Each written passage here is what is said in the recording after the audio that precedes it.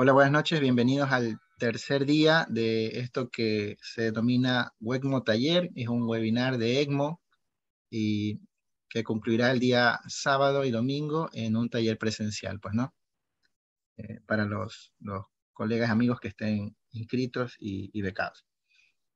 Hoy tengo el gusto de presentar un amigo que nos tuvimos a bien conocer en uno de estos cursos de ECMO en Bucaramanga.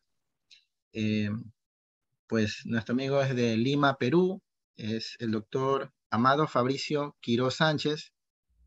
Él es médico por la Universidad Nacional de Trujillo, especialista en cardiología por la Universidad Federico Villarreal de Lima, su entrenamiento en ECMO en la Fundación Universitaria de Bucaramanga, un máster en insuficiencia cardíaca por la Universidad de Rey Juan Carlos. Él desempeña sus labores en el Instituto Nacional Cardiovascular, INCOR, es cardiólogo en cuidado crítico postoperatorio en la ciudad de Lima, donde desarrolla sus actividades con soporte vital en ECMO y asistencia como es el CentriMac, que lo conversamos inicialmente, y en la Clínica San Felipe también, pues de la ciudad de Lima. Pues muchas gracias, Fabricio, te agradezco de antemano tu participación, un abrazo a la distancia, Gracias a ustedes por la invitación. y el tema ECMO veno-venoso es todo tuyo. Adelante. Muchas gracias, Fabricio. Gracias.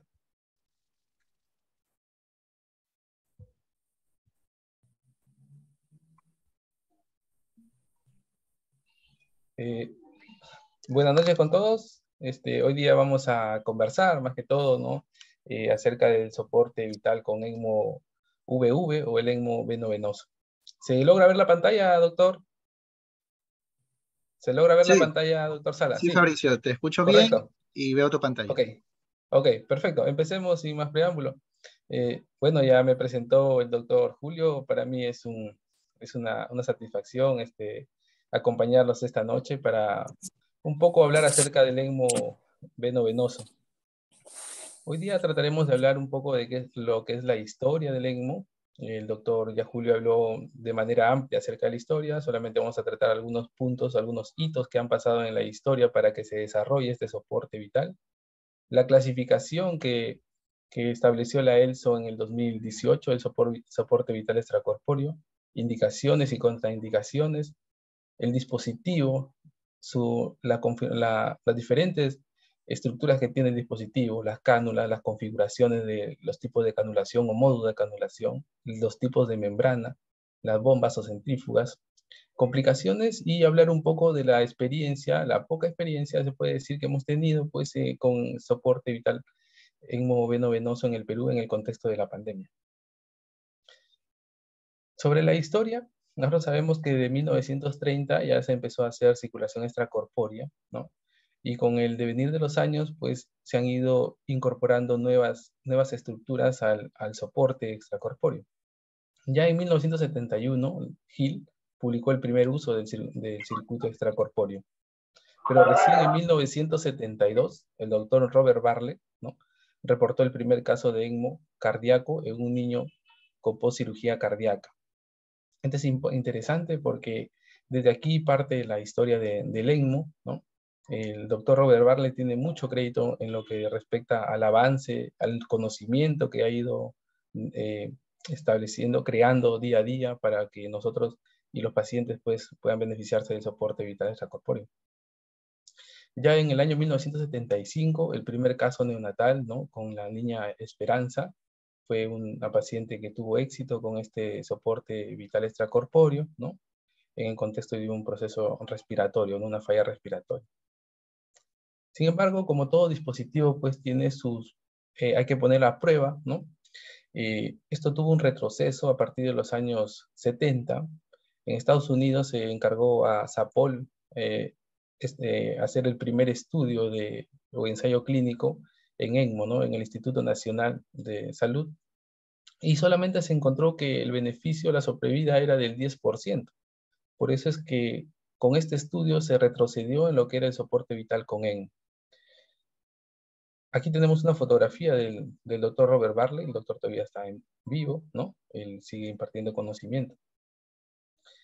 Sin embargo, pasaron los años y en el año 2009, ¿no?, ocurrió la pandemia de H1N1 y fue publicado el estudio CESAR, también en el mismo año, que dio ya fuertes beneficios del uso de ECMO comparado con la ventilación mecánica convencional. Luego de esto, se ha ido haciendo diferentes reportes internacionales donde se ha visto pues un aumento alrededor de 500 casos, por ejemplo, en el 2006, casi 3.000 casos en el 2014, y con la pandemia pues de COVID-19, ¿no?, esto se ha ido incrementando exponencialmente. Se encontraron también y se crearon más centros de ECMO. En el 130 fueron registrados en el 2006 y cerca de 305 en el 2016. En el 2018 se realizó un estudio importante, que es el estudio EOLIA, el estudio francés, ¿no?, que mostró un fuerte beneficio del ECMO como terapia de rescate para hipoxemia grave. Aquí ustedes pueden ver en este cuadro los diferentes estudios que se vinieron haciendo, ¿no? Empezando en el año 79, ¿no?, se publicó en el JAMA el estudio que se hizo en Estados Unidos, ¿no?, a cargo de SAPOL, y aquí enrolaron 90 pacientes, ¿no? Aquí ustedes pueden observar también los criterios de inclusión, que están asociados a criterios de hipoxemia.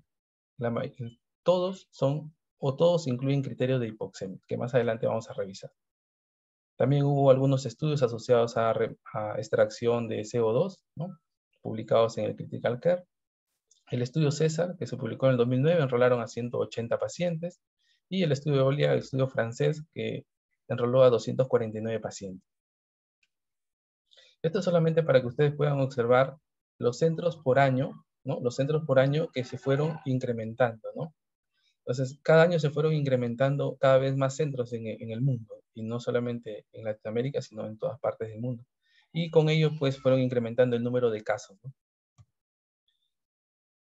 En el 2018, la ELSO, ¿no?, estableció una nueva clasificación, una nueva nomenclatura, donde dejó de lado ya al soporte de ECMO venovenoso de bajo flujo, como se llamaba anteriormente, ¿no?, y se clasificó como remoción extracorpórea de CO2, y ya no se incluía como ECMO. Y el otro, teníamos en esta clasificación el ECMO VA, ¿no?, o venoarterial para la falla cardíaca, ¿no?, el ECMO venoarterial, ¿no?, para la falla cardíaca y respiratoria, y el ECMO VV para la falla respiratoria. Es bastante conocido ya y bastante explicado, creo, en la sesión anterior, ¿no?, que vamos a dar soporte de ECMO venoarterial en aquellos pacientes que tienen una falla cardíaca, ¿no? Y vamos a dar un soporte VV en aquellos pacientes que, bueno, tienen una patología pulmonar que conlleva a una catástrofe o una falla respiratoria, ¿no? En este caso, ustedes pueden observar una tomografía, ¿no?, donde se ve un compromiso parenquimal muy severo. Este paciente está en contexto de una infección por SARS-CoV-2, ¿no? Es un paciente que tuvimos aquí en Perú. Para un poco ir familiarizándonos con lo que es el ECMO venovenoso, tenemos que tener en claro alguna terminología. Aquí yo he puesto varios términos tomados del JAMA, perdón. Por ejemplo, soporte vital extracorpóreo, término general para soporte extracorpóreo, destinado a soportar la falla del corazón o pulmones, para uso a corto o largo plazo, ¿no? Y engloba, por ejemplo, el ECMO venovenoso y venoarterial. La oxigenación por membrana extracorpórea es asignado al apoyo extracorpóreo con una bomba de sangre, pulmón artificial y cánula de acceso vascular capaces de proporcionar apoyo circulatorio o generar tasas de flujo de sangre adecuadas para apoyar la oxigenación de la sangre. El ECMO venovenoso describe la modalidad de apoyo utilizada cuando se proporciona incremento de gases extracorpóreos a la sangre extraída del mismo sistema venoso, que luego se reinfunde, ¿no?, por una misma cánula en el sistema venoso, ¿no?, ya descarboxilada y oxigenada. El ECMO venoarterial, tenemos también el término eliminación extracorpórea de dióxido de carbono. Aquí donde yo mencionaba que se sacó ya de la nomenclatura, ya no está considerado como ECMO, ¿no? Antes estaba considerado como ECMO de bajo flujo, ¿no?, porque se podía hacer una remoción de dióxido de carbono teniendo flujos bajos entre 800 mililitros hasta 1500 mililitros. Por eso se consideraba ECMO de bajo flujo. El pulmón de membrana o oxigenador es el componente del dispositivo de soporte vital extracorpóreo que contiene una cámara de gas, una cámara de sangre, separadas por una membrana semipermeable. Nunca se mezcla la sangre con el oxígeno, así como se da en el pulmón nativo. Nunca se mezcla, siempre hay una distancia. La cánula vascular, la colocación de una cánula o un catéter de gran calibre en el sistema vascular para drenar o reinfundir la sangre. También tenemos cánula de una sola luz, cánula de doble lumen, como ustedes conocen en la cánula Avalon. El gas barrido es el gas que se envía al pulmón de membrana o a la membrane gland. Generalmente oxígeno o una mezcla de oxígeno y de aire. Esta mezcla se da en el blender. La fracción de oxígeno entregado es similar a lo que es la fracción inspiratoria de oxígeno que nosotros brindamos en el ventilador mecánico. Ahora, veamos cuáles son las indicaciones para ECMO veno-venoso. Tenemos dos escenarios. En la falla respiratoria catastrófica, ¿no?, que se da en el contexto de un síndrome de distrés respiratorio, ya sea un síndrome de distrés respiratorio directo o indirecto, por causa directa o por causa indirecta, y ahora por infección por SARS-CoV-2. Otros estados de hipoxemia se pueden dar en el contexto de puente a trasplante pulmonar, ¿no?, para soportar al paciente mientras se espera el trasplante pulmonar, por una disfunción primaria del injerto del pulmón, una vez que se ha hecho el trasplante, cuando se quiere hacer cirugías de tumores o malformaciones de la vía respiratoria principal, como por ejemplo fístulas traqueoesofágicas, como por ejemplo traqueomalasias, asociados a post-COVID. Se ha visto bastantes pacientes que tienen traqueomalasias, cuando se quiere hacer cirugías, por ejemplo, de cuerpos extraños de la vía respiratoria, en estatus asmáticos o exacerbaciones de EPOC. Aquí ustedes pueden observar en este cuadro las indicaciones o las aplicaciones que tiene el soporte de ECMO veno-venoso de acuerdo al nivel de evidencia, ¿no? Por ejemplo, en un distrés respiratorio severo, ya lo han demostrado los ensayos clínicos aleatorizados o randomizados. Igual en el distrés moderado, ¿no? Y en otros, por ejemplo, en disfunción del injerto primario, estudios de corte, en estatus asmático o en exacerbación de asma, solamente están reportados como serie de casos. También se puede dar soporte para pacientes que tienen un embolismo pulmonar, ¿no?, que sea masivo con compromiso hemodinámico, pero aquí ya viene el soporte venoarterial porque ya hay compromiso o del derecho o del izquierdo, ¿no?, del ventrículo derecho al izquierdo, ya tiene que entrar a un soporte circulatorio y eso lo da el venoarterial. En pacientes que tienen hipertensión pulmonar aguda descompensada, también en serie de casos, pero igual también se da soporte venoarterial porque hay compromiso del lado derecho o del lado izquierdo. Hay indicaciones y también están los criterios que se han establecido para que estos pacientes puedan ingresar a soporte vital con modalidad de ECMO-VV. La ELSO escribe o establece estos criterios, ¿no? Cuando tengamos una relación de un PAFI menos de 100 y un score de Murray entre 3 a 4 puntos, un índice de oxigenación más la edad más de 80, un APS de 8, a pesar del tratamiento convencional óptimo, por al menos o menos de 6 horas, menor o igual a 6 horas. Aquellos pacientes también que tengan retención de CO2 a pesar de una presión meseta o una presión plató más de 30 centímetros de agua, que exista una fuga aérea severa, necesidad de intubar al paciente en lista de trasplante pulmonar, el paciente que tiene un colapso cardíaco, un colapso respiratorio, en el contexto de una embolia pulmonar, una vía aérea bloqueada a pesar del tratamiento. Otros criterios que establecieron en el estudio CESAR, que es el estudio inglés, una falla respiratoria potencialmente reversible, ¿no?, con un score de Murray más de 3 puntos. Un pH que sea menos de 7.2 a pesar del tratamiento convencional adecuado. Ahora vamos a ver cuál es el tratamiento convencional adecuado. Y el estudio EOLIA, el estudio francés, determina los criterios, ¿no?, en aquellos pacientes que tengan una relación de un PAFI menos de 50 con un FIO mayor de 80% por 3 horas. Segundo criterio es la relación de un PAFI menos de 80 con un FIO más de 80% por 6 horas. Y un pH menos de 7.25 por 6 horas con una frecuencia en 35 por minuto en ventilación con presión meseta menos de 32 centímetros de agua. Entonces, es importante que podamos discriminar entre los diferentes criterios que se han establecido, pero también tener en consideración que los criterios de oxigenación son parecidos, ¿no? Y siempre están incluyendo la hipoxemia en los criterios. Entonces, ese es el factor común en todos los estudios, la hipoxemia. Entonces, habíamos hablado del tratamiento convencional que se hace a los pacientes con síndrome de distrés respiratorio agudo. Entonces, para nosotros indicar el soporte vital en la modalidad de ECMO veno-venoso, tenemos que agotar todos estos mecanismos o estrategias terapéuticas que tenemos para el síndrome de distrés respiratorio agudo, ¿no? Cuando tenemos un paciente con síndrome de distrés respiratorio agudo, ya sea moderado o severo, ¿no? Hay que empezar con un volumen ideal de 6 mililitros por kilo de peso ideal, mantener una presión plateo menos de 30, ¿no? Un PID por encima de 5, vigilar el estado de hipercapnia. Hay que vigilar la gasometría, ¿no? Si tenemos un PAFI por debajo de 200, ¿no? Optimizar la ventilación mecánica, dar bloqueo, dar pseudoanalgesia, bloqueo neuromuscular, ¿no? Y hacer el PRONO, con el estudio que ustedes conocen, que es el PROSEBA, 8 horas, ¿no? Si es que el paciente lo tolera, ¿no? Y cuando esto se haya agotado completamente y ya no tengamos ya otra estrategia, ¿no? Entonces tendríamos que ir al soporte de ECMO veno-venoso. La hipoxemia ya se considera refractaria en este contexto y se necesita una ventilación más protectora que nos puede brindar el ECMO veno-venoso.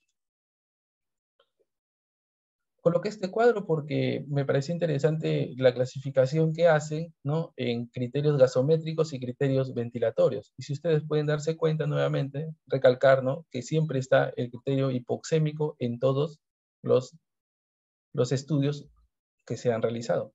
Incluso en el consenso francés también lo escriben, ¿no?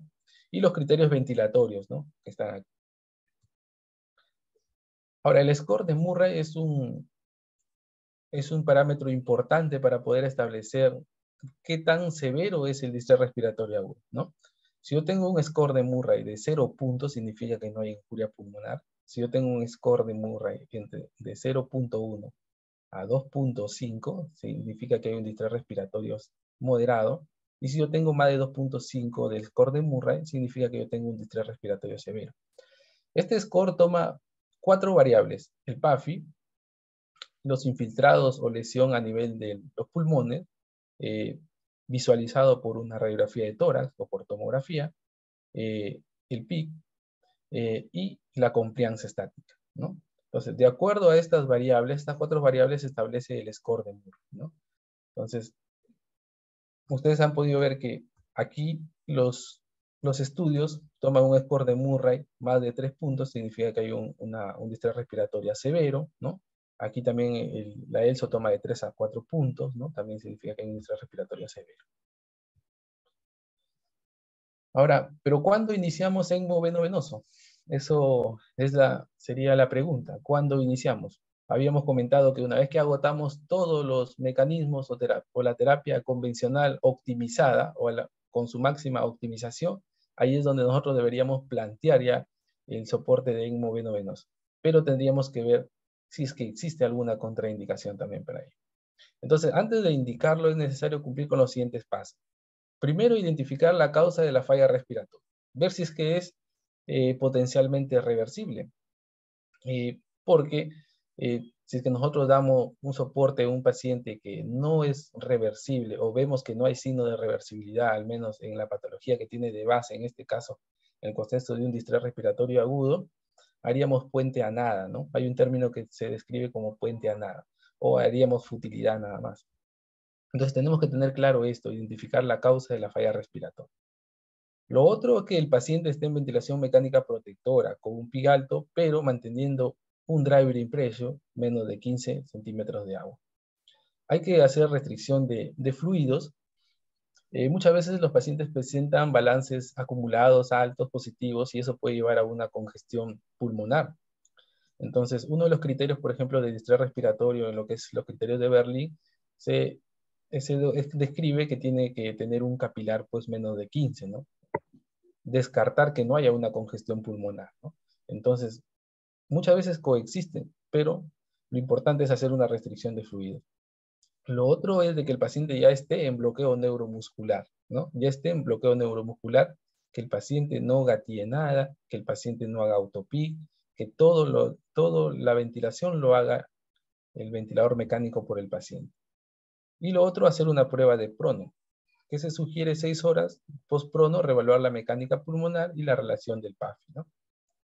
Si es que este PAFI sigue por debajo de 100, ¿no? Con un FIO al 100% o 80%, ¿no? Y tenemos una presión plató más de 32, más de 30 para el consenso francés, más de 32 para el estudio de OLIA, ¿no? Un driver impreso por encima de 15, entonces se plantearía el soporte de ECMO veno-venoso.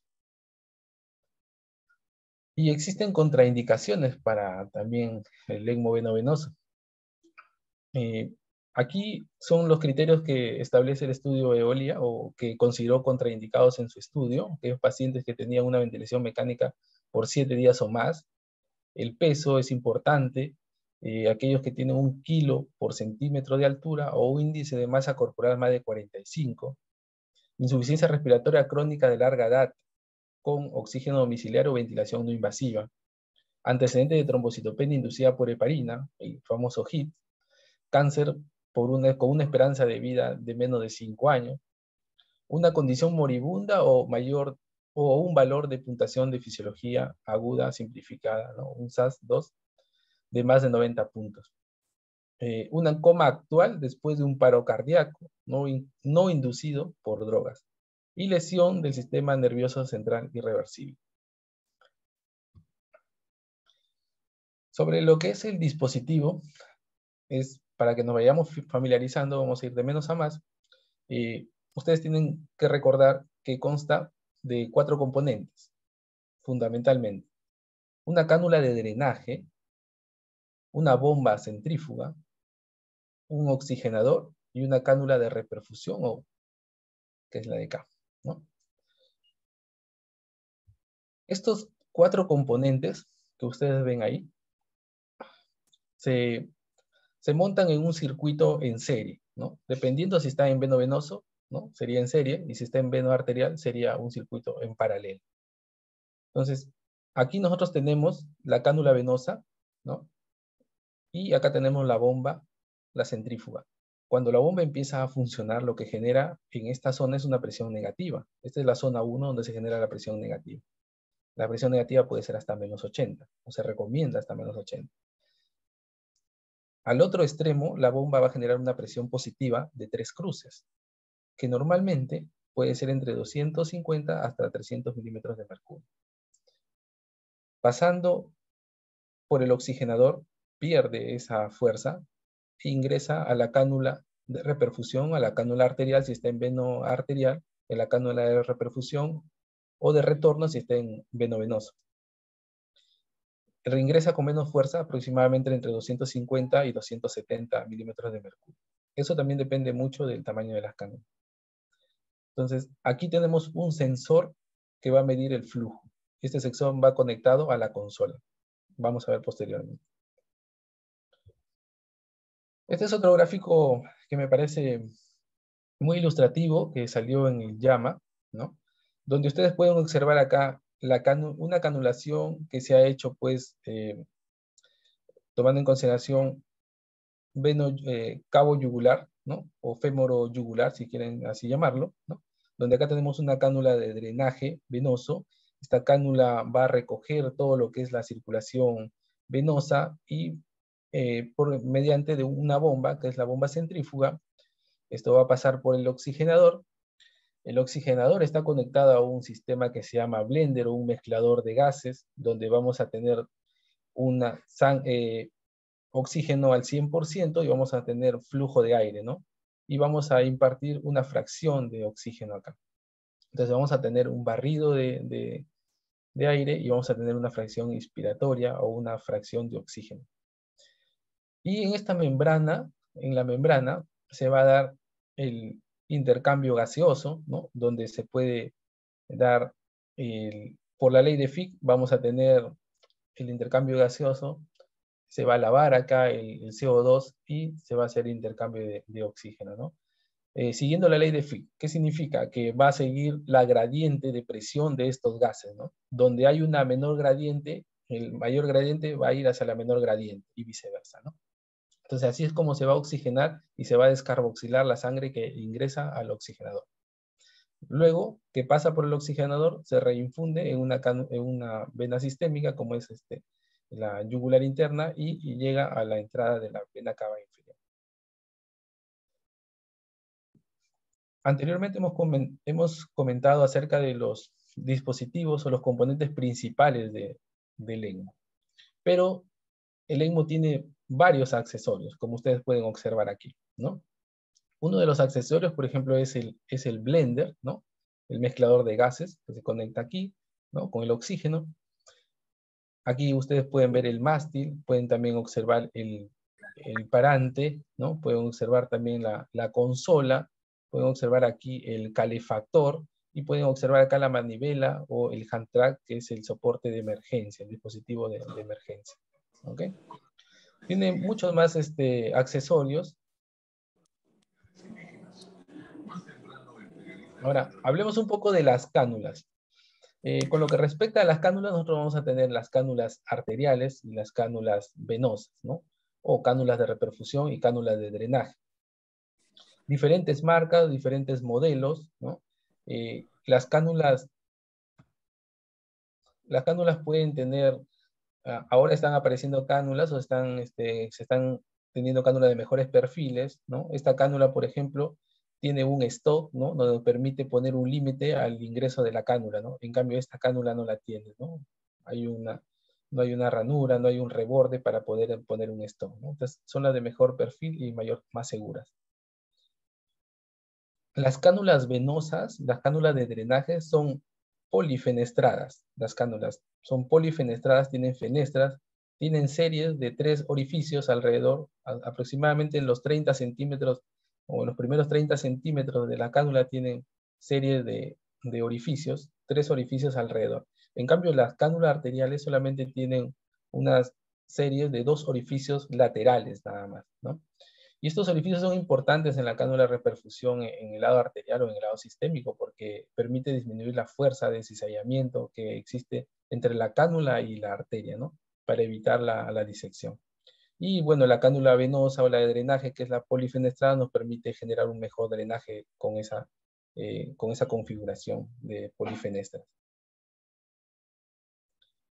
Como les había mencionado, estas cánulas, dependiendo del número de cánula de los French que se puedan presentar, pueden tener una caída de presión, ¿no? Y también tener un mayor flujo, ¿no? Entonces, está indirectamente proporcional al radio o al número de French, ¿no? Si es que yo tengo una cánula de menor French, yo voy a tener una caída de presión menor, ¿no? O sea, la presión va a ser más alta y el flujo va a ser menor, ¿no? Al revés, o al contrario, si es que yo tengo un número de French mayor, yo voy a tener un flujo mayor y la caída de presión o la presión va a ser más baja, ¿no? Igual sucede con las cánulas venosas. En el centro donde yo laboro, en el Instituto del Corazón, no tenemos nosotros el kit de inserción percutáneo, otros centros sí lo tienen, ¿no? Pero creo que es cuestión de tiempo, ¿no? Para que lleguen estos kits a nuestro centro, ¿no?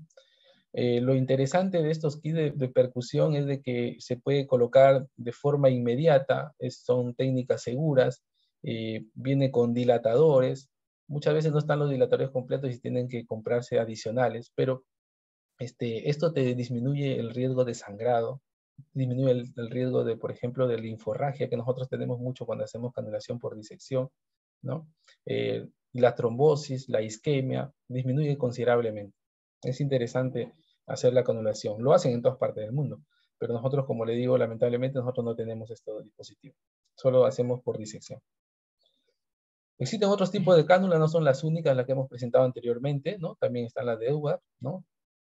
Con la Oxize, la BFM, ¿no? Las de Medtronic, ¿no?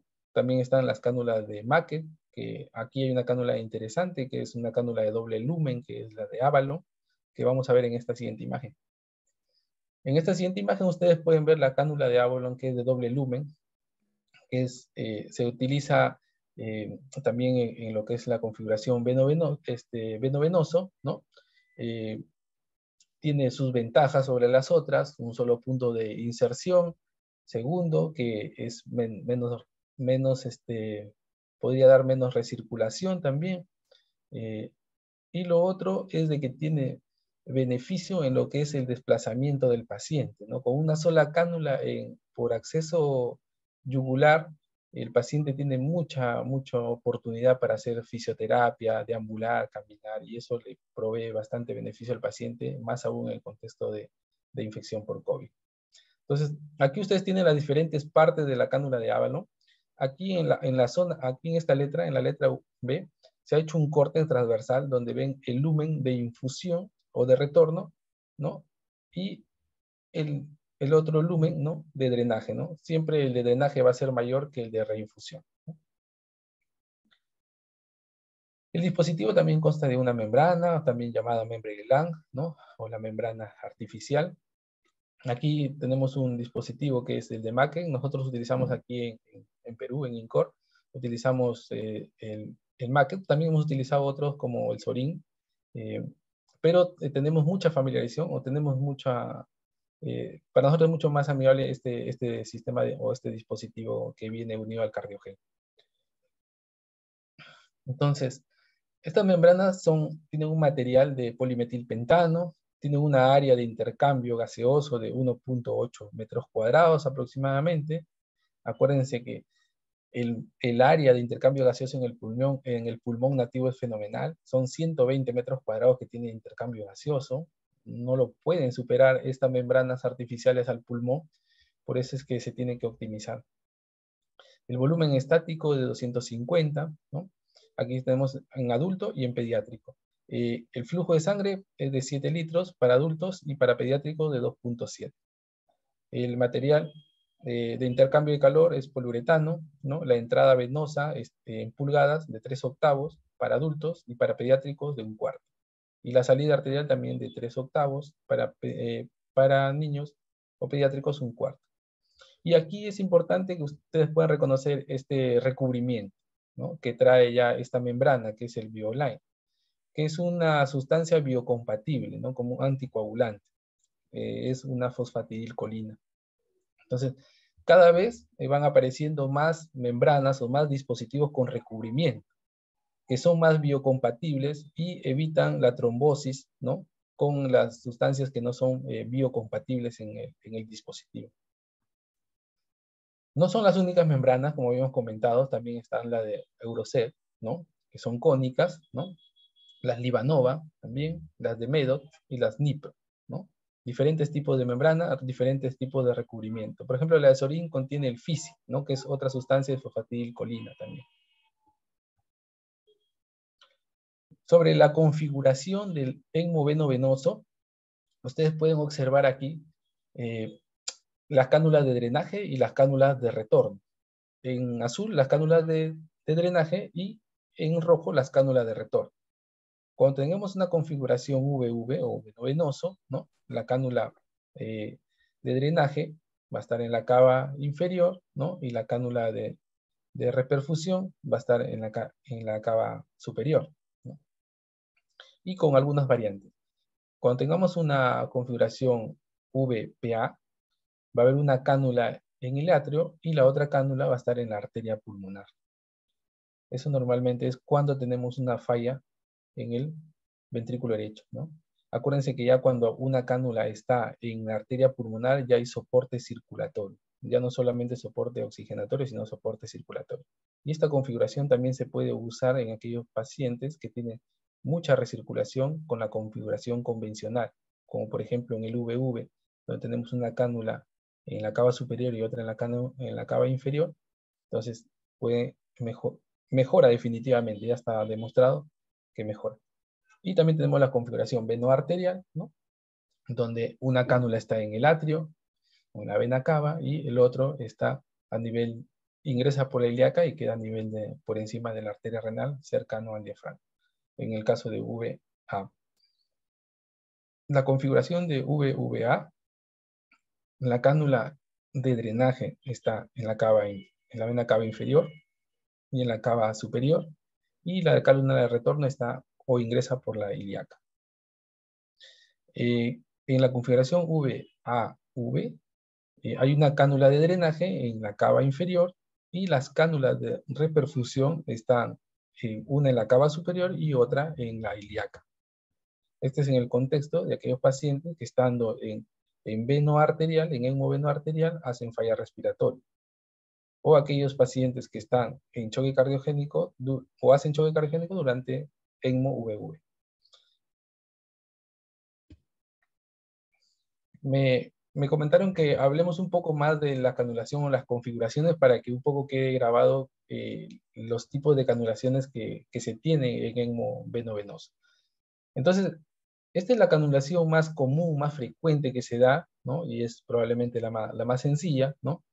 Una cánula de drenaje a nivel de la cava inferior, cerca a la vena suprahepática, y otra de reperfusión justo a nivel de la entrada de la vena cava superior al atrio derecho, ¿no? ¿Qué nos va a permitir esto? Nos va a permitir mejorar algunos datos hemodinámicos y también de recirculación, ¿no? Ahora, la distancia que se establece entre una y otra cánula debe ser entre 12 a 15 centímetros. Sin embargo, siempre se ve que hay recirculación. Siempre hay recirculación. Normalmente la recirculación tiende a ser menos del 30% en todas las configuraciones que tenemos. Entonces, muchas veces hay que distanciar un poco más las cánulas para evitar la recirculación, pero igual sigue habiendo recirculación, ¿no? Así se distancien las cánulas, así se junten las cánulas o así se monten las cánulas una sobre otra, igual sigue habiendo recirculación. Eso se tiene que valorar caso a caso para ver si es que es muy importante la recirculación y genera compromiso en la oxigenación o el estado de oxigenación del paciente, para ver si se cambia la configuración. Entonces, en esta canulación no hay cambios en la presión de la aurícula derecha, podría haber disminución de la presión media de la arteria pulmonar, no hay cambios en la presión diastólica final del VI, podría haber un aumento de la presión sistólica sistémica, hay una disminución o podría haber una disminución de la dosis de vasopresores, ¿no? Y no hay cambios en la dosis de inopresor. O sea, en resumen, aquí en esta configuración, porque solamente da soporte oxigenatorio, no hay cambios hemodinámicos. Cuando ya pasamos a esta configuración VPA, donde la cánula de drenaje está a nivel de la cava inferior y la cánula de reperfusión está a nivel de la arteria pulmonar, en el tronco de la arteria pulmonar, ¿no?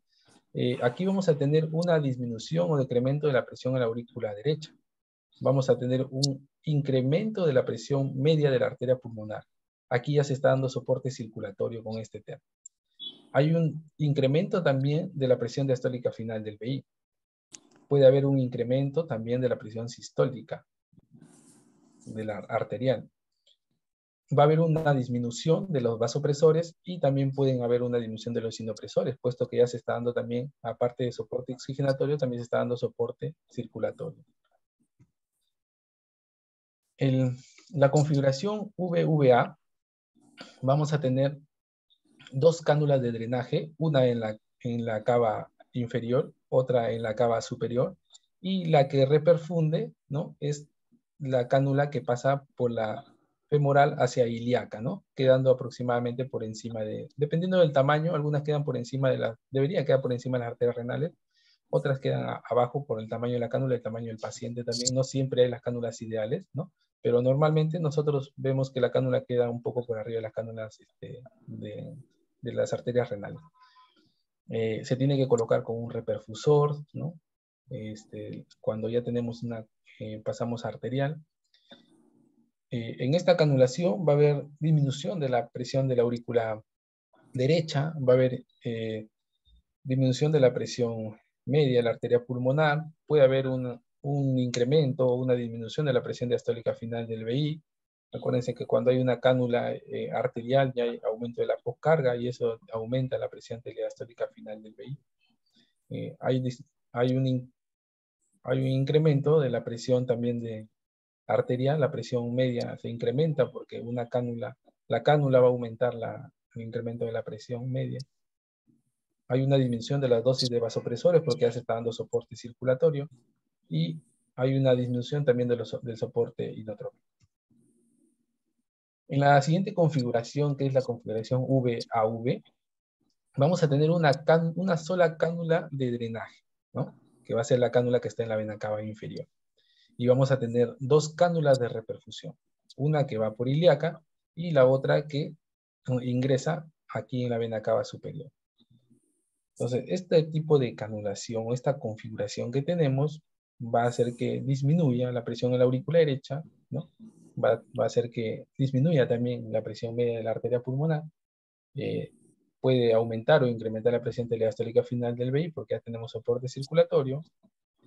Aumenta la presión arterial. Disminuye los soportes inopresores. Aquí tenemos otro tipo de canulación, ya está bien la triple canulación. La triple canulación pues se está poniendo cada vez más en práctica, ¿no? Sin embargo, no está todavía fuertemente indicado, pero sí da beneficios. Entonces, tenemos la VAPA, donde tenemos la cánula de drenaje en cava inferior, la cánula de reperfusión está en ilíaca, y la otra cánula, la arteria pulmonar, ¿no? Esos han sido los diferentes tipos de configuración que hemos tenido. Si de repente alguna duda queda, lo podemos hablar al final de la presentación. El dispositivo también consta de una centrífuga, que es una bomba Rotacis. Esta centrífuga o este dispositivo es de corta duración, está claro, que puede tener una patencia para 30 días de uso. El revestimiento que utilizan en este dispositivo es el Bioline.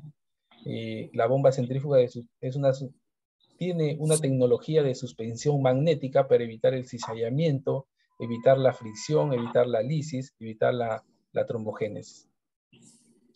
Una cosa también que es importante e interesante de este dispositivo es que su volumen de cebado es reducido. Por ejemplo, para pediátrico, donde se utiliza el Rotacis 2.8, solamente se necesitan 19 mililitros. Y para adultos que se utiliza el 9.9, se utilizan 28 mililitros. Eso disminuye la hemodilución y es importante. Tiene sensores de presión no invasivos integrados para una mayor seguridad y comodidad del paciente. El cebado es sencillo y no presenta llaves de cierre.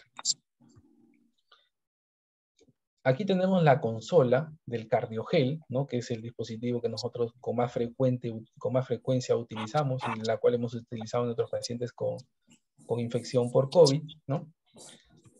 En la consola, cuando ingresan al menú, van a tener diferentes modalidades, ¿no?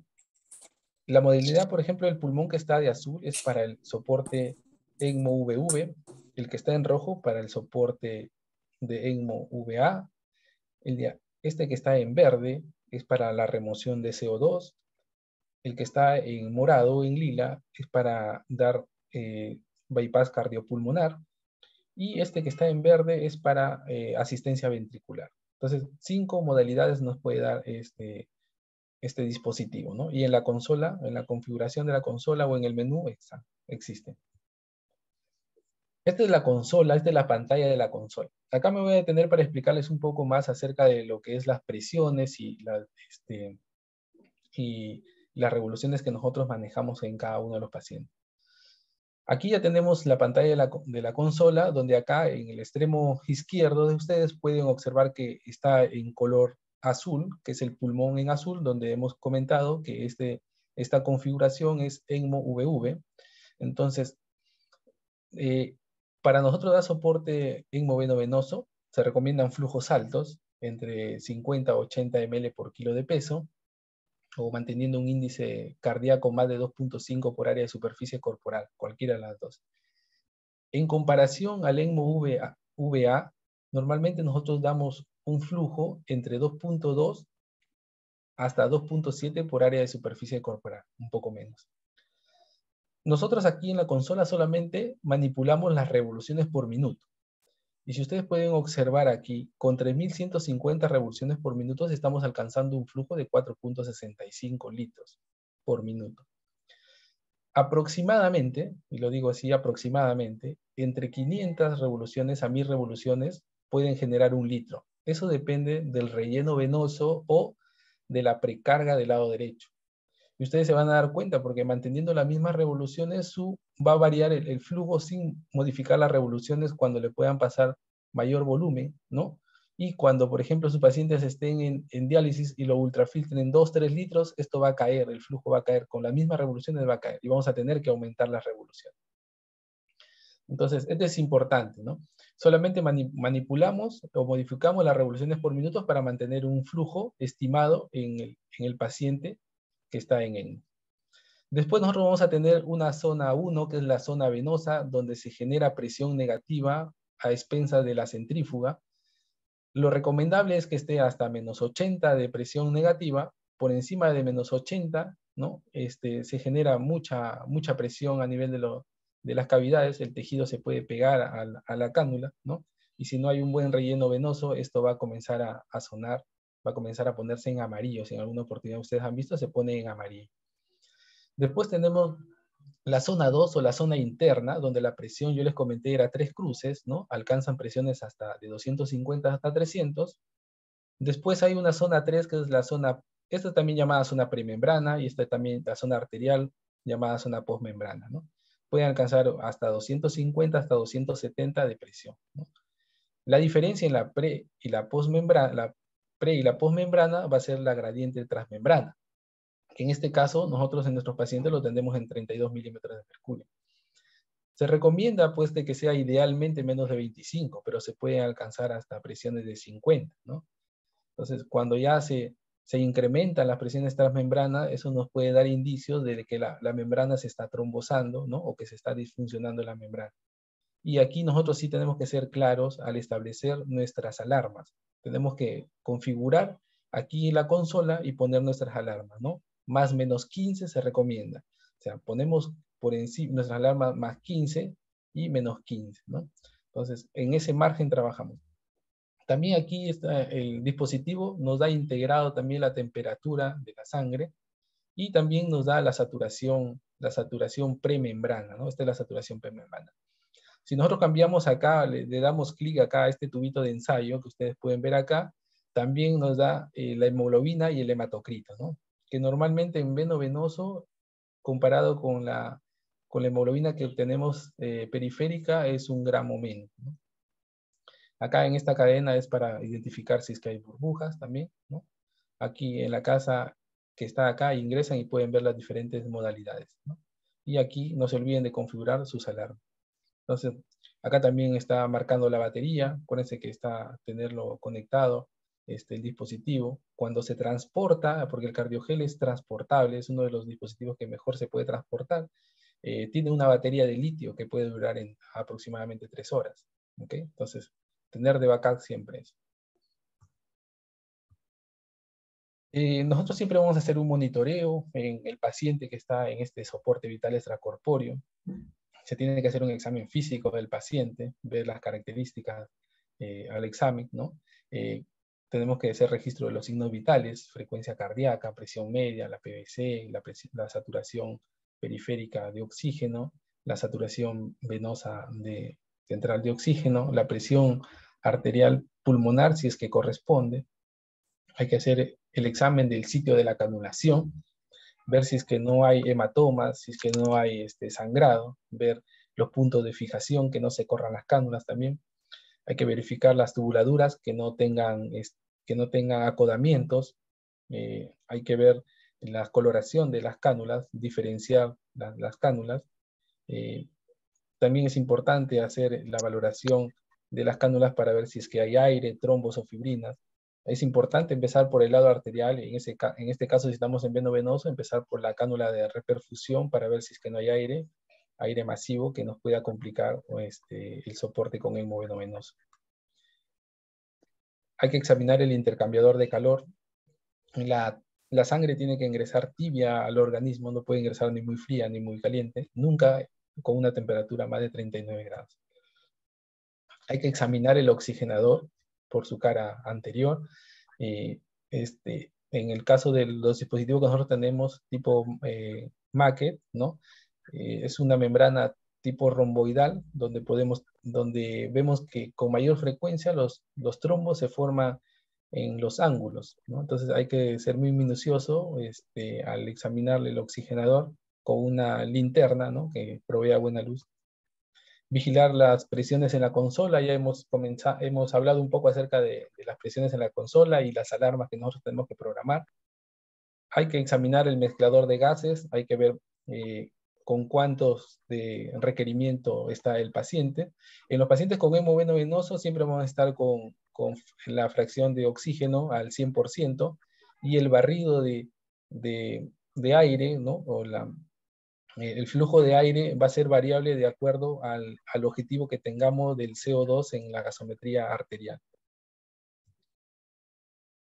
En los objetivos hemodinámicos, habíamos mencionado que el flujo inicial en ECMO es de 50-80 mililitros por kilo por minuto. Hay que mantener una presión media mayor de 65 milímetros de mercurio. El índice cardíaco normalmente inicial es más de 2.5 litros por minuto por metro cuadrado. La presión de cuña o la presión de enclavamiento de la arteria pulmonar tenemos que mantener entre 8 a 14 milímetros de mercurio, o menor de 15, que es lo ideal. Una presión venosa adecuada entre 8 a 10 milímetros de mercurio.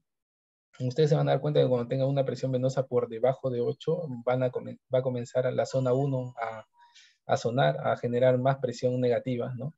Nosotros lo hemos identificado muchas veces esto cuando el paciente se depleta de volumen, ¿no? O cuando les hacen hemodiálisis con ultrafiltrado, ¿no? Viene el nefrólogo y le hace un ultrafiltrado de 3.000, 5.000 en una sola sesión y la máquina se pone a sonar en la zona 1. La diuresis debería mantenerse mayor de 0.5 mililitros por kilo por hora. Los objetivos oxigenatorios en el contexto de un paciente con ECMO-VV, iniciamos, como les comenté, con 100% de fracción de oxígeno y después se puede ir ajustando de acuerdo a la saturación, a la saturación periférica que tenga el paciente. El objetivo de saturación es entre 85 a 92 en veno venoso, ¿no? Una saturación crítica lo consideramos menos de 80%, saturación periférica. También debemos tener como objetivo mantener una PAFI en mayor de 200. Ya cuando estamos en ECMO venoso, nuestro requerimiento en el ventilador es menor. Vamos a requerir frecuencias respiratorias entre 6 a 10, una PIC de entre 8 y 10 y una presión meseta menos de 20. Si la ventilación está por presión, controlada o continua por presión, debemos manejar una presión control entre 20 a 25. Y si es que está por volumen, entre 4 a 6 mililitros por kilo. Estas son recomendaciones porque en la práctica se ven muchas diferencias, ¿no? Por ejemplo, antes, o nosotros al menos, estando con nuestros pacientes con ECMO venoso, los hemos tenido mucho tiempo, así les comento, les hemos tenido mucho tiempo en ventilador mecánico, pero dependía del contexto del paciente, ¿no? Dependía del contexto del paciente. En otros casos, a los pacientes en las primeras 48, 72 horas logran salir del ventilador mecánico, ¿no? O haciéndoles traqueostomía directamente o saliendo a un dispositivo, ¿no? Con presión positiva como es el BNI, ¿no?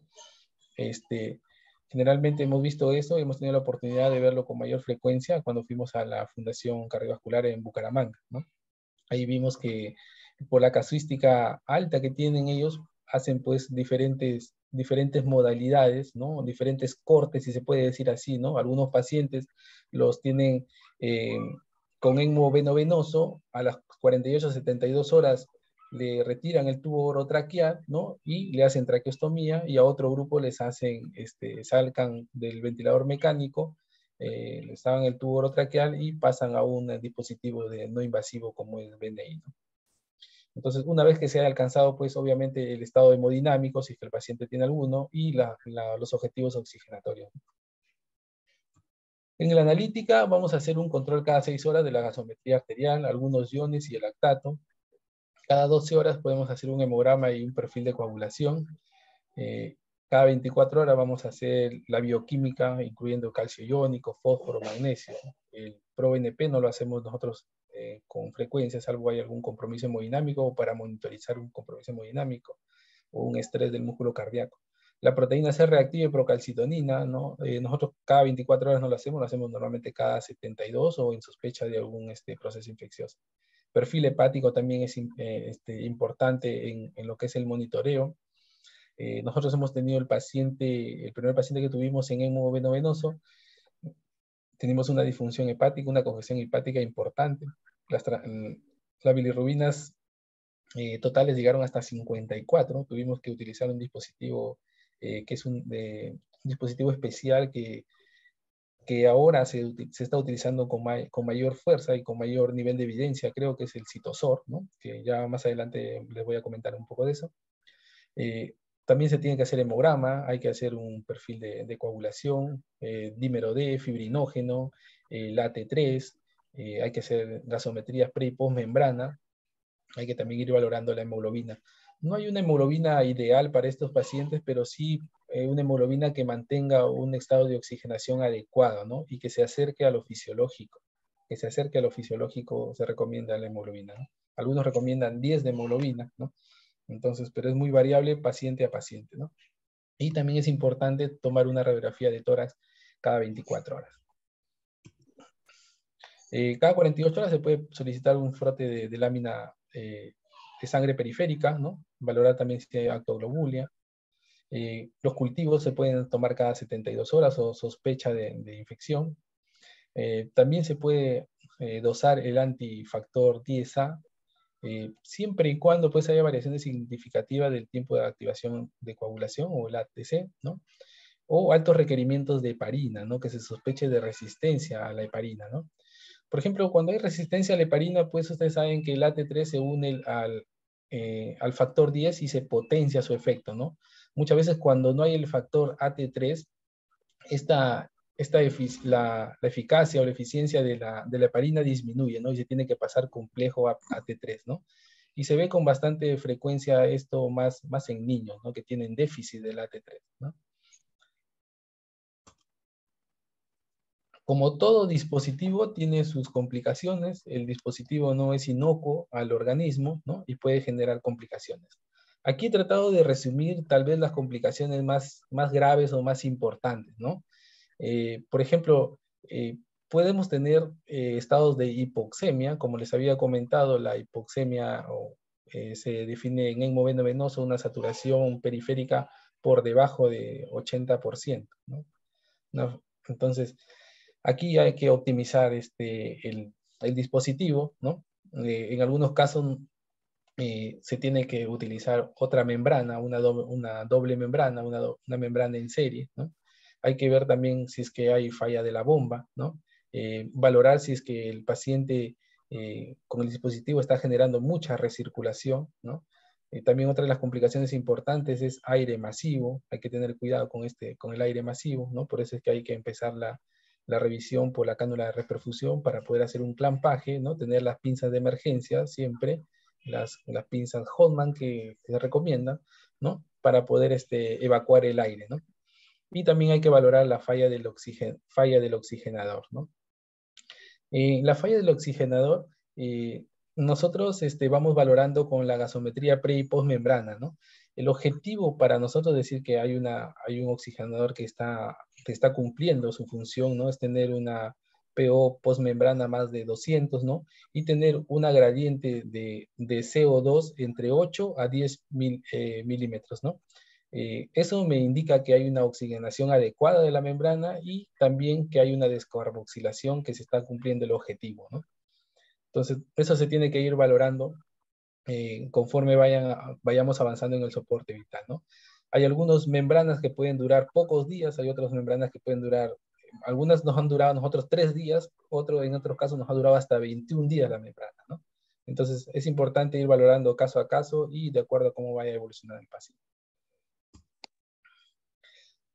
Otras complicaciones son paro cardíaco en hemoveno-venoso, ¿no? Aquí la estrategia es cuando hay compromiso circulatorio, como es en el paro cardíaco, es bueno hacer las maniobras avanzadas y pasar la configuración a veno arterial, ¿no? Presiones altas en la postmembrana, ¿no? Hay que ver que no haya acodamientos de la cánula de reperfusión, porque eso puede generar presión alta. Hay que ver también el tipo de cánula que se eligió, porque eso está directamente relacionado a la caída de la presión. También algunas complicaciones como taponamiento o también neumotórax, también hemos tenido algunos problemas importantes en algunos de nuestros pacientes. Las lesiones vasculares, ¿no? Lesiones vasculares sí, en el contexto de ECMO VV y anticoagulados, para nosotros ha sido catastrófico, ya les voy a comentar los casos. Y los sangrados, ¿no? Los sangrados nunca, siempre están ahí los sangrados, el riesgo de anticoagulación, el precio de anticoagular es el sangrado probablemente, ¿no?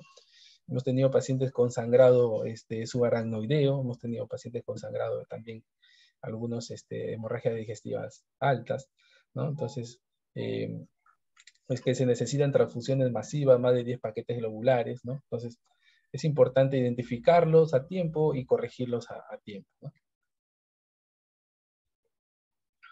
Ahora, la ELSO nos pone en su guía de entrenamiento, nos pone tres escenarios, ¿no? De complicaciones, ¿no?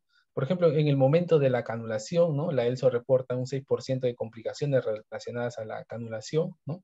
Como les comenté, nosotros toda la canulación la hacemos por disección, ¿no? O los cirujanos, nuestros compañeros, colegas, la hacen por disección. No tenemos las cánulas percutáneas para hacerlo de tal forma. Lo otro es en la técnica, ¿no? La ELSO reporta un 10% de complicaciones asociadas a fallos en la técnica y el oxigenador de las membranas, ¿no? En las bombas centrífugas también, ¿no? Puede haber trombosis y hemorragias. La ELSO reporta un 3.8% de sangrado intracraneal en pacientes adultos en ECMO VV, ¿no? La hemólisis mínima es observada durante el ECMO veno-venoso, puesto que ahora con la nueva tecnología que tienen estos dispositivos cardiogel que tienen levitación magnética, disminuye la hemólisis, ¿no? Pero esto lo vamos a ver directamente con el monitoreo del lactato deshidrogenasa, con el monitoreo de las bilirrubinas indirectas, ¿no? Activación y destrucción plaquetaria, esto también es importante. El dispositivo genera acidezallamiento, activa la cascada de la calicreína también, genera fibrinólisis, disminución del fibrinógeno, activación también y destrucción de las plaquetas, ¿no? Entonces es importante hacer el monitoreo también de las plaquetas, hacer el monitoreo del fibrinógeno, ¿no? Incluso cuando hay una disminución sostenida de las plaquetas, ¿no? Por debajo de 100.000 que no se logra recuperar con aféresis cuando nosotros le pasamos, ¿no? O el fibrinógeno también persiste por debajo de 100 con un riesgo alto de sangrado, se tiene que cambiar membrana. Son criterios hematológicos para cambio de membrana, ¿no? Así como hay criterios oxigenatorios para cambio. Aquí en este cuadro se resumen las complicaciones médicas o mecánicas y las complicaciones asociadas al dispositivo, ¿no? Dentro de las complicaciones médicas, ¿no? Podemos tener problemas neurológicos de hemorragia, de infarto, de muerte cerebral. Y aquí les hago hincapié en esto, ¿no? En muerte cerebral. Tenemos que tener mucho cuidado en ECMO. No, nos ha pasado o nos pasó, ¿no? El paciente estaba soportado en ECMO veno-venoso. Estamos haciendo monitoreo con un NIRS, ¿no? A la parte cerebral. Sin embargo, no había reflejo corneal, ¿no? Había ausencia de pupilas fotorreactivas, no estaban las pupilas fotorreactivas, pero estábamos con un grado de sedación importante, ¿no? Y bloqueo neuromuscular. Se le hizo al neurólogo que haga estudios de muerte cerebral y lo dio como positivo, pero cuando quitamos el bloqueo neuromuscular, la pseudoanalgesia, el paciente despertó. Entonces, en ECMO veno-venoso es difícil de valorar a veces el estado de muerte cerebral, ¿no?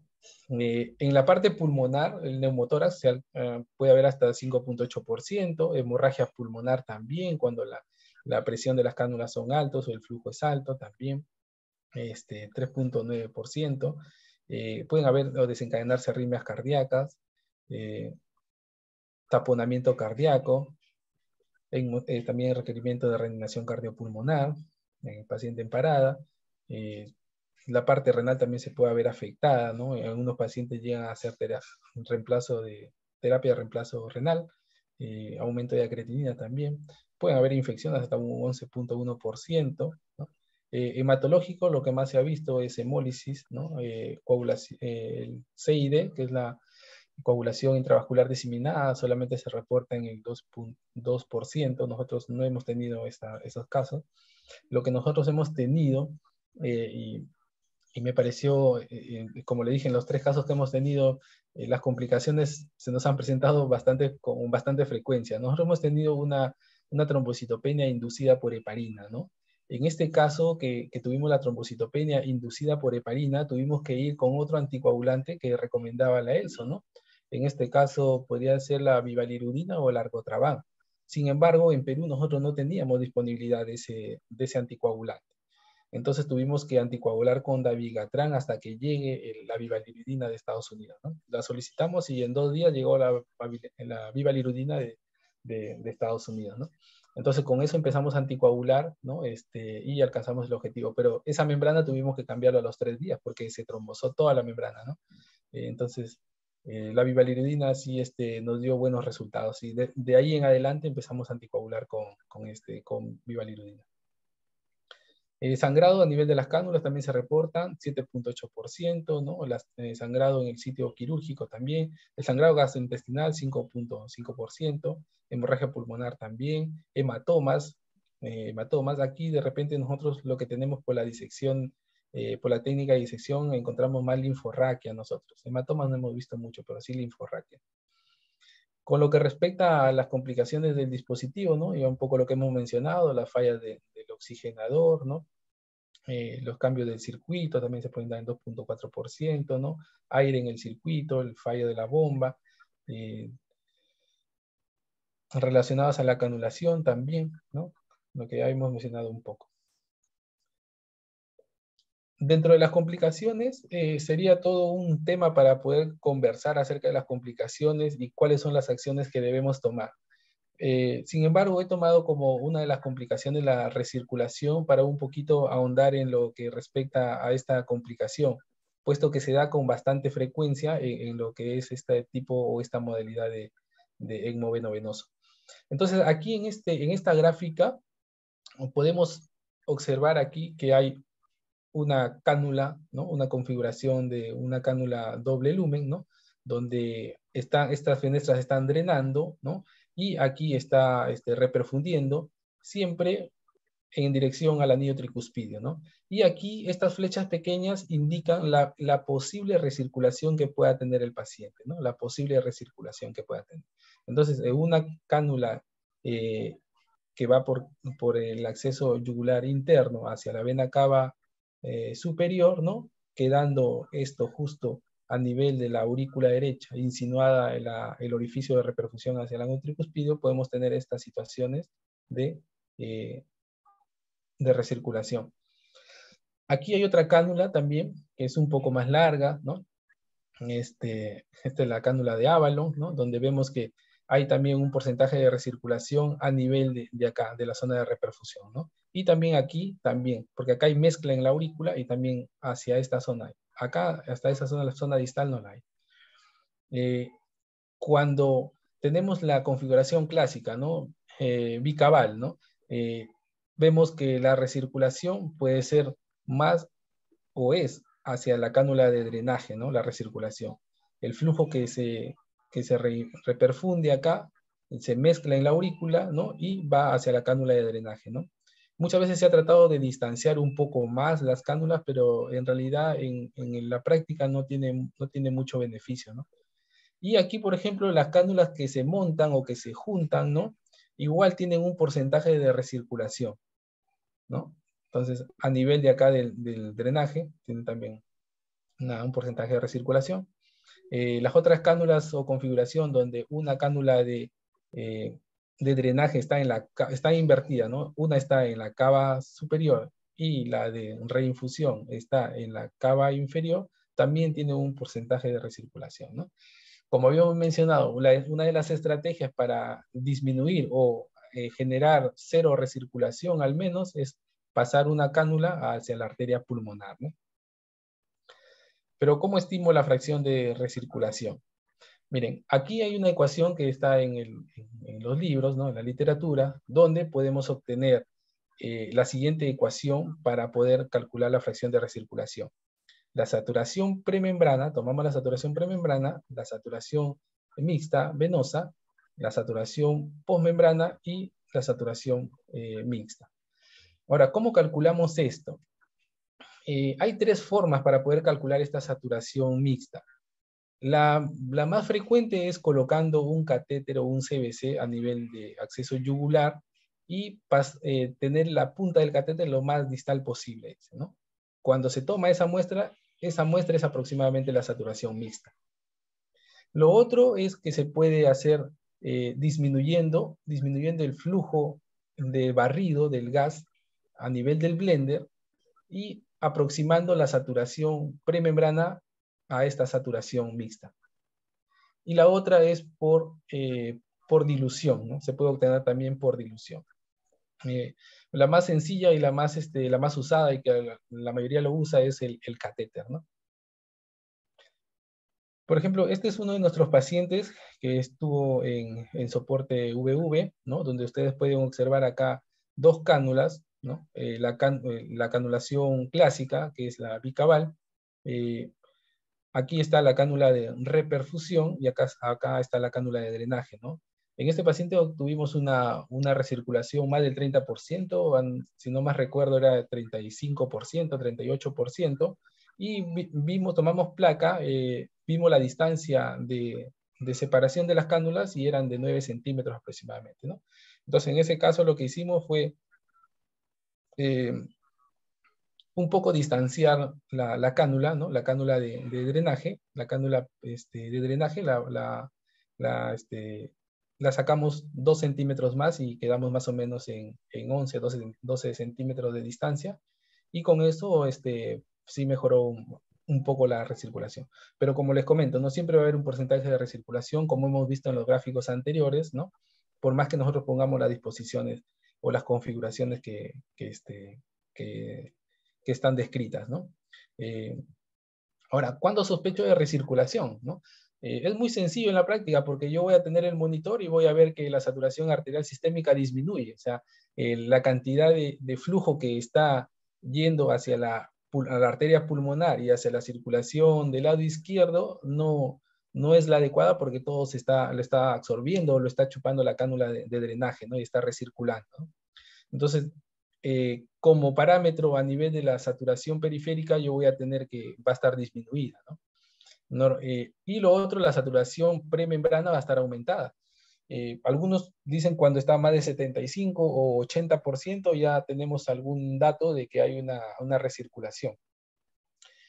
Lo otro es que va a haber una presión de extracción más negativa, va a haber una disminución del flujo del ECMO también a causa de esta recirculación. ¿Cuáles son las acciones? Bueno, vamos a medir la saturación preoxigenador, ¿no? Podemos hacer la prueba de la rampa para ver si no está asociado esto a volumen, y esto se hace pues disminuyendo el flujo del ECMO, ¿no? Sin embargo, esto no se puede hacer de manera frecuente pues, en pacientes críticos, ¿no? Críticamente enfermos no se recomienda, ¿no? Si es que se disminuye el flujo del ECMO, ¿no? Y no hay variación de la saturación preoxigenatoria, entonces no hay un componente de volemia asociado a la recirculación, ¿no? Pues la prueba de rampa. Mejoría frente a un cambio de posición también se puede hacer, ¿no? Se tiene que tomar una radiografía inmediatamente para ver la posición y la distancia de las cánulas, ¿no? Hay que considerar la reposición de cánulas, tal vez se beneficie o se mejore la recirculación montando las cánulas, ¿no? No solamente, no distanciando, sino montando las cánulas. Normalmente, por ejemplo, en la fundación de cardiovascular, en la fundación en Colombia, ¿no? Hemos visto muchas configuraciones que montan las cánulas, ¿no? Aquí, al menos en Perú, bueno, la casuística de nosotros es muy poco, ¿no? Solamente tres casos a nivel de COVID, ¿no? Hemos tenido que hacer la configuración convencional, ¿no? Nunca hemos montado las cánulas. Volumen, si la hipovolemia es una variable relevante, ¿no? También se puede pasar volumen y ver si es que esto mejora el grado de recirculación, ¿no? Y nosotros en alguna oportunidad, al tener ya optimizado las demás variables, lo único que nos quedaba era pasar sangre, ¿no? Mejorar el transporte para mejorar la saturación periférica, ¿no? Eso es lo que nosotros hacíamos, ¿no?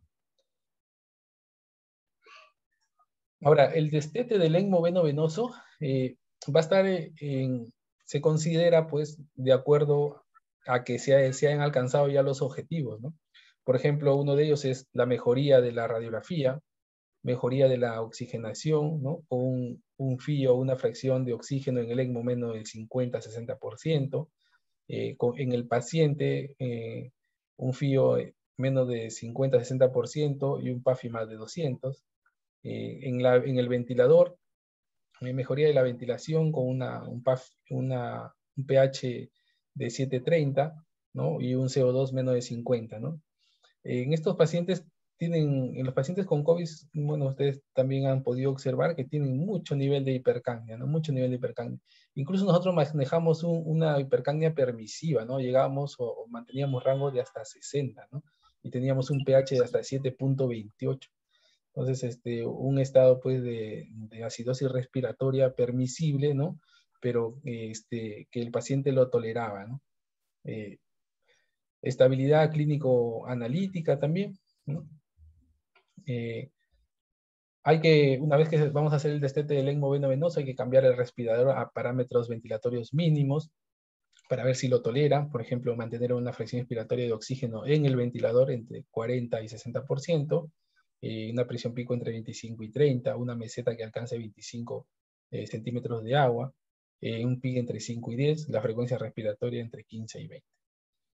En el soporte de ECMO veno-venoso, podemos ir destetando el ECMO, disminuyendo el flujo, ¿no? De 20 a 20%, ¿no? Manteniendo como mínimo una saturación más de 90%, un PO2 más de 60, un PAFI más de 200, ¿no? El flujo de gases también de la misma manera se va retirando progresivamente, ¿no? Hasta bajar a un mínimo de 0.5 litros por minuto. Incluso se clampa, incluso en otros protocolos de destete pueden clampar el flujo de mezcla de gases, ¿no? Suministrando 0 componente de mezcla de gases a la membrana, y eso mantener un pH más de 7.3 y un PCO2 menos de 50, pues nos dice pues que el paciente ya está como candidato para hacer la decanulación del ECMO veno-venoso. Ahora, ¿cuáles son? Aquí en este cuadro me pareció interesante porque vemos cuáles son los beneficios potenciales, ¿no? Que nos da el soporte vital extracorpóreo en la modalidad de ECMO veno-venoso en la falla respiratoria. Nos va a minimizar la hipoxemia, definitivamente. Si nos minimiza la hipoxemia, nos va a incrementar la presión parcial de oxígeno arterial. Sin embargo, hay un dato curioso que ustedes pueden revisar, que en casi toda la mayoría de los estudios que se han hecho, ¿no? No se incrementa de manera importante la presión parcial de oxígeno. Se mantiene en rangos mínimos, ¿no? En el límite inferior se puede decir, ¿no? Si nosotros manejamos un PO2 entre 70 a 100 para decir que hay una normoxemia, normalmente estos pacientes se mantienen en 70, ¿no? Pero no genera una hiperoxia. O sea, el ECMO veno-venoso no le va a generar una hiperoxia, ¿no? Sino solamente algunos parámetros que se aproximen a la parte fisiológica para que el paciente pueda, pues, pueda mantener su metabolismo en aerobiosis, ¿no? No entrar a un metabolismo de anaerobiosis. Minimiza también la hipercapnia, ¿no? Va a disminuir va a disminuir la acidosis respiratoria, barriendo pues el CO2, ¿no? Esto también genera una disminución en lo que es la sobrecarga en el ventrículo derecho, porque la hipercapnia de por sí va a aumentar la poscarga y eso puede llevar a una falla del ventrículo derecho. Pero el ECMO disminuye esto, ¿no? También minimiza el estrés a nivel del pulmón, ¿no? Y por ello nosotros podemos disminuir el volumen tiral, podemos disminuir la presión plató, podemos disminuir la frecuencia respiratoria, podemos disminuir el driving pressure, ¿no? Y con eso alcanzamos los parámetros ultra protectivos en el paciente, ¿no? Lo dejamos al pulmón que repose prácticamente para que el ECMO respire por él, ¿no? Esto va a disminuir la disminución de los parámetros en el ventilador, va a disminuir una patología bastante interesante y bastante conocida, que es el BILI, que es la injuria asociada al ventilador mecánico. Va a disminuir el volutrauma, el ateletrauma, el miotrauma, el barotrauma, ¿no? También un detalle importante y no menos importante es que va a disminuir el miotrauma a nivel del diafragma, ¿no? Va a mejorar la función del diafragma, ¿no? Y con ello, pues, va a mejorar la fisioterapia, va a acelerar el destete, que es clave en los pacientes con veno venoso. A la semana los pacientes los podemos ver, los podemos ir viendo ya haciendo la fisioterapia, ¿no? Entonces, todo esto, sumado, todo esto va a mejorar o va a disminuir la mortalidad, ¿no? Ahora, para un poco ya ir terminando, quisiera comentarles acerca de la experiencia que hemos tenido de los pacientes con hemoveno venoso en Perú. El primer caso fue un paciente varón de 58 años. La indicación fue por una falla respiratoria refractaria por SARS-CoV-2, COVID-19. El dispositivo que nosotros utilizamos fue el Cardiogel 7.0 y el tipo de canulación fue fémoro-yugular o bicabal, ¿no? Los días de soporte que tuvimos con este paciente en hemoveno venoso fueron de 56 días, solamente en hemoveno venoso. Él ya venía con una historia de una insuficiencia respiratoria y un tiempo de enfermedad de aproximadamente 9 días, si no más recuerdo, 9 días en ventilador mecánico. Entonces, ingresó el paciente, evaluamos el caso, ¿no? Ingresó el paciente a ventilación, a hemoveno venoso.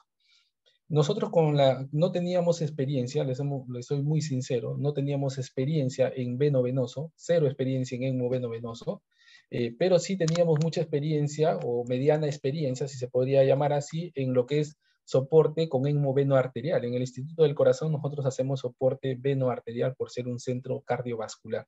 Pero en veno venoso no habíamos tenido experiencia, al menos el que habla y la mayoría de los colegas. Había otro grupo de colegas que sí tenían experiencia en veno venoso y nos tuvimos que juntar. Un grupo de cardiólogos que hacíamos cuidado o terapia cardiovascular con un grupo de intensivistas de diferentes hospitales, ¿no? Formamos un grupo grande, ¿no? Con enfermeras también que hacían el soporte o el cuidado de veno venoso de diferentes hospitales, porque en realidad el dar el soporte hemoveno venoso en nuestro primer paciente fue toda una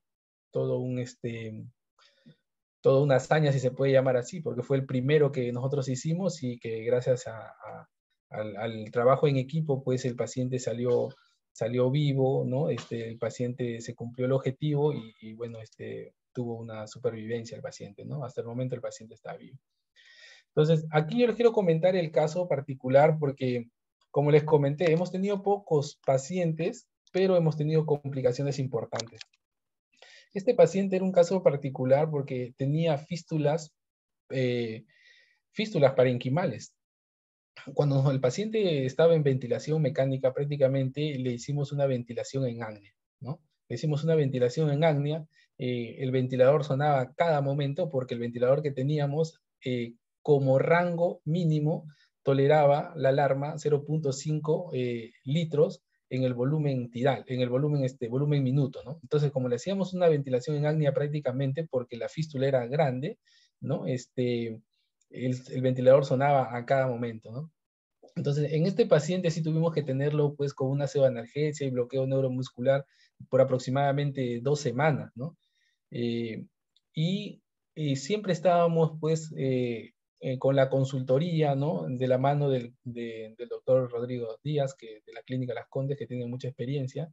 Ellos nos fueron pues prácticamente bueno, orientando en la mayoría de los aspectos, ¿no? Porque para nosotros esto era nuevo, ¿no? Para nosotros esto era nuevo. Lo otro que tuvimos una complicación muy seria fue que el paciente venía ya, una vez superado ya las fístulas, pasó cerraron las fístulas, tuvimos ahí la paciencia, se puede decir, de esperar 2 semanas para que cierren las fístulas. Felizmente que sí cerraron esas fístulas. Ya la paciente lo empezamos a despertar, todo ello, pero tuvimos diferentes complicaciones. Por ejemplo, en este paciente tuvimos una disfunción hepática importante, ¿no? Con un incremento de bilirrubinas en 54, por ejemplo, que les comenté, y también una tormenta de citocinas importante. Entonces, lo que hicimos con este paciente, que teníamos poca evidencia en ese aspecto, es colocarle el Citosor, ¿no? Que era un dispositivo como una diálisis hepática, ¿no? O de todo el sistema circulatorio, que removía componentes, citocinas y todo lo demás, ¿no? Y le dimos al paciente una terapia con el citosol por 3 días, ¿no?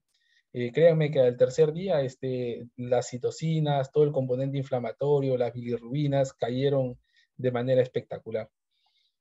Una vez superado eso, el paciente ya salió de alta de COVID, ¿no? Estuvimos ya en área común de UCI, tuvo varios drenajes y el paciente estaba haciendo pues un proceso infeccioso y teníamos que desfocalizar, ¿no? Así lo llamamos nosotros aquí en Perú, desfocalizar.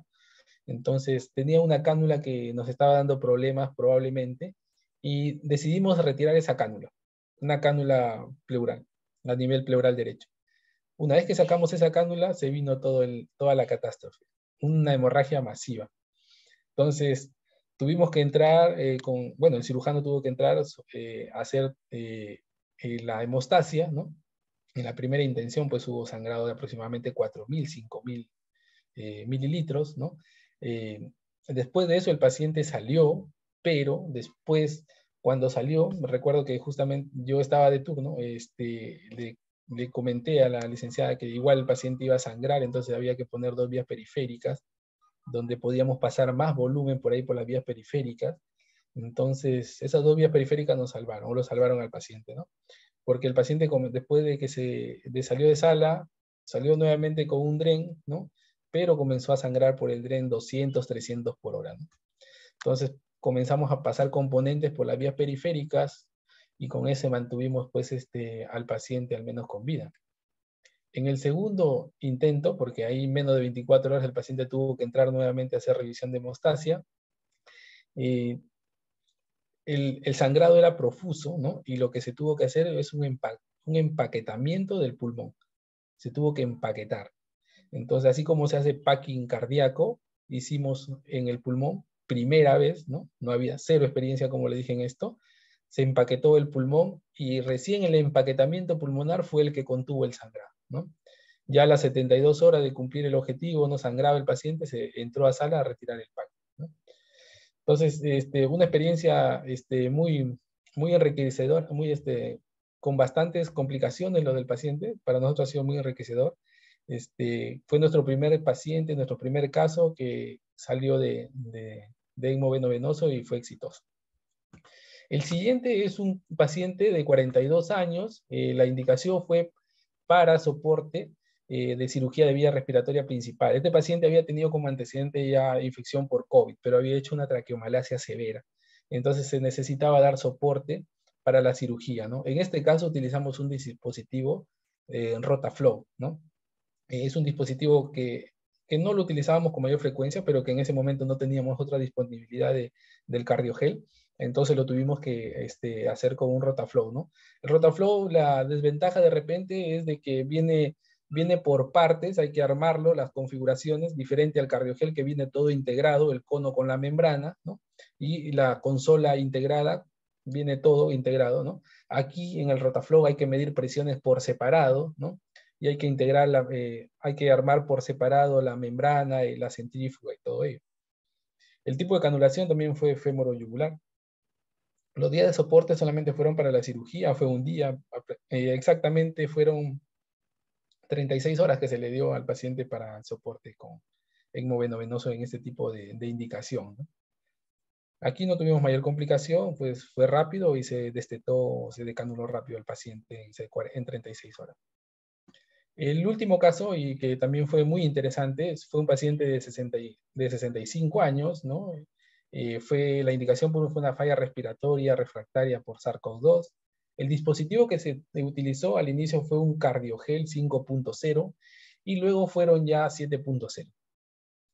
El tipo de canulación fue femoroyugular y los días de soporte de ECMO VV fueron 93 días en Perú y 60 días en Estados Unidos. Aquí para comentarles acerca de las complicaciones que tuvimos con este paciente y para finalizar de repente la exposición y escuchar sus preguntas. Este paciente, pues, los otros pacientes también que les he presentado han sido pacientes particulares, o sea, no han sido pacientes que hemos dado el soporte en una área del Ministerio de Salud o del Estado. Han sido pacientes en clínica que le hemos dado, o sea, el costo de este soporte de ECMO, al menos en Perú de manera particular, es muy costoso, ¿no? Por eso es que tal vez hemos tenido pocos pacientes, solamente 3 pacientes. Este último paciente es un caso interesante porque al inicio nada más de ingresar con el soporte ECMO veno-venoso, hizo una hemorragia subaracnoidea. Y bueno, se contraindicó la anticoagulación en ese contexto. Estuvimos prácticamente 5 días sin anticoagular hasta que hicimos un control y nuevamente empezamos la anticoagulación. En este paciente también tuvimos el HIT, la trombocitopenia inducida por heparina, ¿no? En el cual tuvimos que agenciarnos de otro anticoagulante que no estaba recomendado por la ELSO, que en este caso fue el dabigatran, eh, eh, hasta que venga lo que nosotros habíamos solicitado, que es la vivarirudina, ¿no? Entonces, con la vivarirudina ya empezamos a anticoagular y bueno, con ese anticoagulante, ¿no? De acción directa a nivel de la trombina 2, no fue muy bien, ¿no? Ya lo dejamos de lado, pues, la trombocitopenia inducida por heparina, ¿no? Lo otro es de que en este paciente alcanzamos algunos objetivos en el día 93. Por ejemplo, la parte de la fisioterapia se mejoró para el día 93. Y ya el paciente estaba sentado, se ponía de pie. Todavía estaba con traqueostomía el paciente, se intercalaba en el ventilador mecánico. Se habían comprado unas válvulas unidireccionales de Estados Unidos donde el paciente podría hacer la fonación, ¿okay?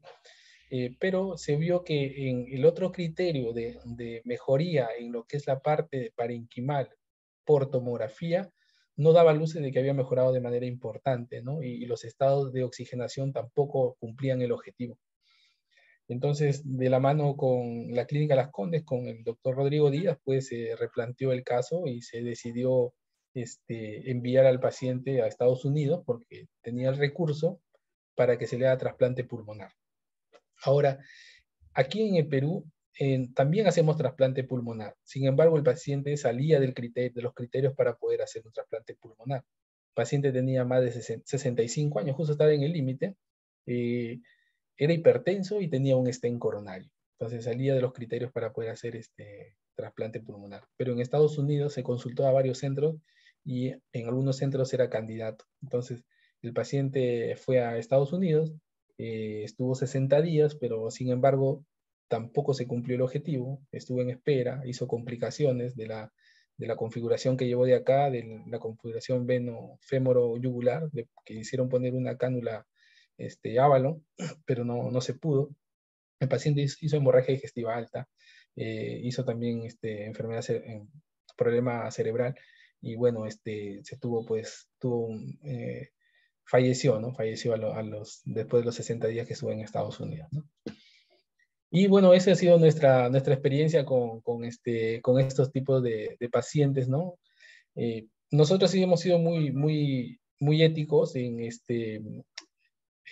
la selección de nuestros pacientes, no hemos hecho futilidad con los pacientes, hemos seleccionado bien los pacientes, nos han pedido dar soporte ECMO veno-venoso en el Ministerio de Salud, en el mismo estado, se aprobó incluso porque había una gestante que estaba en COVID y tenía una traqueomalacia y necesitaban darle soporte veno-venoso por la hipoxemia refractaria y también por la corrección de la traqueomalacia que había hecho una fístula. Eso queda solamente como antecedente, ¿no? Bueno, eso sería todo lo que yo quería comentarles. Si es que hay alguna pregunta, yo estoy presto a responder lo que sepa. Gracias. Gracias, Fabricio.